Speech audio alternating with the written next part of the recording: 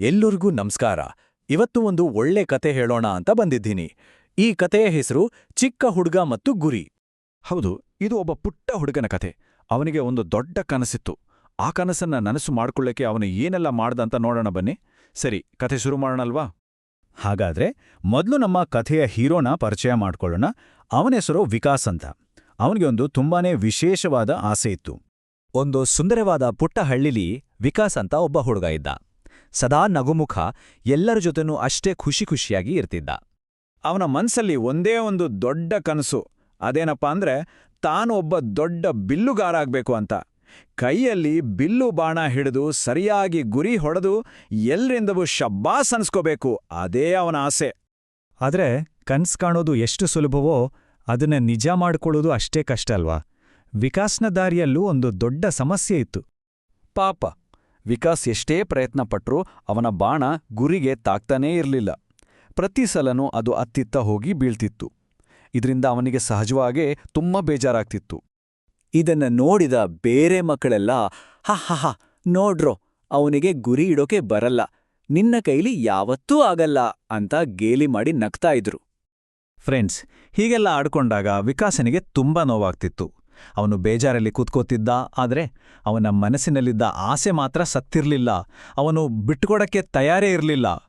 ವಿಕಾಸನ ಈ ಕಷ್ಟ, ಈ ನೋವೆನ್ನೆಲ್ಲ ಒಬ್ಬ ಜ್ಞಾನಿ ಗುರುಗಳು ದೂರದಿಂದ ನೋಡ್ತಾನೆ ಇದ್ರು. ಒಂದಿನ ಅವರೇ ವಿಕಾಸನ ಹತ್ರ ಬಂದ್ರು. ಗುರುಗಳು ತುಂಬಾನೇ ಶಾಂತವಾಗಿ ಹೇಳಿದ್ರು, ಮಗು, ನೀನು ಬರೀ ಕಣ್ಣಿಂದ ಗುರಿಯನ್ನ ನೋಡ್ತಿದೀಯಾ? ಹಾಗಲ್ಲ, ಮೊದಲು ನಿನ್ನ ಮನಸ್ಸಿಂದ ಅದನ್ನ ಅರ್ಥ ಮಾಡ್ಕೋ. ಗಾಳಿ ಎತ್ತ ಬೀಸ್ತಿದೆ, ಬಾಣ ಹೇಗೋಗುತ್ತೆ, ಇದನ್ನೆಲ್ಲ ಅನುಭವಿಸು. ಆ ಮಾತುಗಳು ವಿಕಾಸನಿಗೆ ಒಂದು ಹೊಸ ದಾರಿಯನ್ನೇ ತೋರಿಸಿದ ಹಾಗಾಯಿತು. ಗುರುಗಳ ಮಾತು ಕೇಳಿ ವಿಕಾಸನಿಗೆ ಹೊಸ ಹುಮ್ಮಸ್ ಬಂತು. ಅವನು ಮತ್ತೆ ಪ್ರಾಕ್ಟೀಸ್ ಶುರು ಮಾಡ್ದ. ಆದ್ರೆ ಈ ಸಲ ಅವನ ರೀತಿನೀತಿಯೇ ಬೇರೆ ಇತ್ತು. ಅವನು ದಿನಾ ಪ್ರಾಕ್ಟೀಸ್ ಮಾಡೋಕ್ ಶುರು ಮಾಡ್ದ. ಸುಮ್ನೆ ಬಾಣ ಹೊಡೆಯೋದಲ್ಲ, ತನ್ನ ಗಮನವನ್ನ ಒಂದೇ ಕಡೆ ಇಡೋದನ್ನ ಕಲ್ತ. ಗುರುಗಳು ಹೇಳಿದ ಹಾಗೆ ಗುರಿಯನ್ನ ಅರ್ಥ ಮಾಡ್ಕೊಡೋಕೆ ಪ್ರಯತ್ನಪಟ್ಟ. ಹೀಗೆ ದಿನಗಳು ಉರುಳಿದ್ವು. ಕೊನೆಗೆ ಒಂದು ದಿನ ವಿಕಾಸ್ ಪೂರ್ತಿ ಗಮನ ಕೊಟ್ಟು ಆಳವಾದ ಉಸಿರು ತಗೊಂಡು ನಿಧಾನಕ್ಕೆ ಬಾಣವನ್ನ ಬಿಟ್ಟ. ಆ ಕ್ಷಣದಲ್ಲಿ ಸುತ್ತಲೂ ಸಂಪೂರ್ಣ ನಿಶ್ಶಬ್ದ. ಟಕ್ ಅಂತ ಒಂದೇ ಒಂದು ಶಬ್ದ. ಆ ಶಬ್ದ ಕೇಳಿ ಅಲ್ಲಿದ್ದ ಎಲ್ರ ಕಣ್ಣುಗಳು ಆಶ್ಚರ್ಯದಿಂದ ಅಗಲವಾದ್ವು. ನಂಬೋಕಾಗಲ್ಲ, ವಿಕಾಸನ ಬಾಣ ಈ ಸಲ ನೇರವಾಗಿ ಹೋಗಿ ಗುರಿಯ ಸರಿಯಾಗಿ ಮಧ್ಯದಲ್ಲೇ ಹೊಕ್ಕಿತ್ತು. ಅಬ್ಬಾ, ಎಂಥ ಅದ್ಭುತವಾದ ನೋಟ ಅದು! ಮೊದಲು ಅವನನ್ನ ನೋಯಿ ನಗ್ತಾ ಇರೋದ್ರಲ್ಲ, ಅದೇ ಹುಡುಗರು ಇವತ್ತು ಆಶ್ಚರ್ಯದಿಂದ ಚಪಾಳೆ ತಡ್ತಿದ್ರು. ವಿಕಾಸನ ಈ ಸಾಧನೆ ನೋಡಿ ಎಲ್ಲರಿಗೂ ತುಂಬಾ ಖುಷಿಯಾಗಿತ್ತು. ವಿಕಾಸನ ಮುಖದಲ್ಲಿ ಸಂತೋಷದಿಂದ ನಗು ಅರಳಿತು. ಅವನು ಎಲ್ಲರ ಕಡೆ ತಿರುಗಿ ತುಂಬಾನೇ ಹೆಮ್ಮೆಯಿಂದ ಹೇಳಿದ, ನಾನು ಪ್ರಯತ್ನ ಬಿಡ್ಲಿಲ್ಲ, ಅದಕ್ಕೆ ಇವತ್ತು ಇದು ಸಾಧ್ಯವಾಯ್ತು ಅಂತ. ಹಾಗಾದ್ರೆ ಈ ವಿಕಾಸನ ಚಂದದ ಕಥೆಯಿಂದ ನಾವೆಲ್ಲರೂ ಏನ್ ಕಲಿಬೋದು? ನೋಡಿ, ಈ ಕಥೆಯ ನೀತಿ ತುಂಬಾನೇ ಸರಳ. ಯಶಸ್ಸು ಅಂದ್ರೆ ಬೇರೇನೂ ಅಲ್ಲ, ಅದು ನಮ್ಮ ಗಮನ ಮತ್ತು ನಮ್ಮ ಪರಿಶ್ರಮ ಇವೆರಡೂ ಸೇರಿದ್ದು.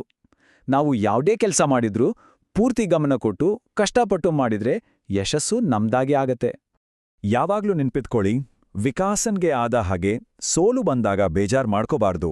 ಅದನ್ನೊಂದು ಪಾಠ ಅಂತ ತಿಳ್ಕೊಂಡು ಪ್ರಯತ್ನವನ್ನ ನಿಲ್ಲಿಸದೆ ಮುಂದುವರೆಸಿದ್ರೆ ಎಂಥ ದೊಡ್ಡ ಗುರಿಯನ್ನಾದ್ರೂ ನಾವು ಖಂಡಿತ ಮುಟ್ಬೋದು. ಮಕ್ಕಳೇ, ನಿಮಗೆ ಈ ಕಥೆ ಇಷ್ಟ ಆಯ್ತಾ? ಇನ್ನೂ ಹೀಗೆಯೇ ಮುದ್ದಾದ ಕನ್ನಡ ಕಥೆಗಳು ನೋಡಲು ನಮ್ಮ ಚಾನೆಲ್ ಅನ್ನು ಸಬ್ಸ್ಕ್ರೈಬ್ ಮಾಡಿ. ಈ ವಿಡಿಯೋಗೆ ಲೈಕ್ ಮಾಡಿ ಮತ್ತು ನಿಮ್ಮ ಸ್ನೇಹಿತರಿಗೆ ಶೇರ್ ಮಾಡಿ. ಮತ್ತೆ ಇನ್ನೊಂದು ಹೊಸ ಕಥೆಯಲ್ಲಿ ಭೇಟಿಯಾಗೋಣ. ಬಾಯ್ ಮಕ್ಕಳೇ.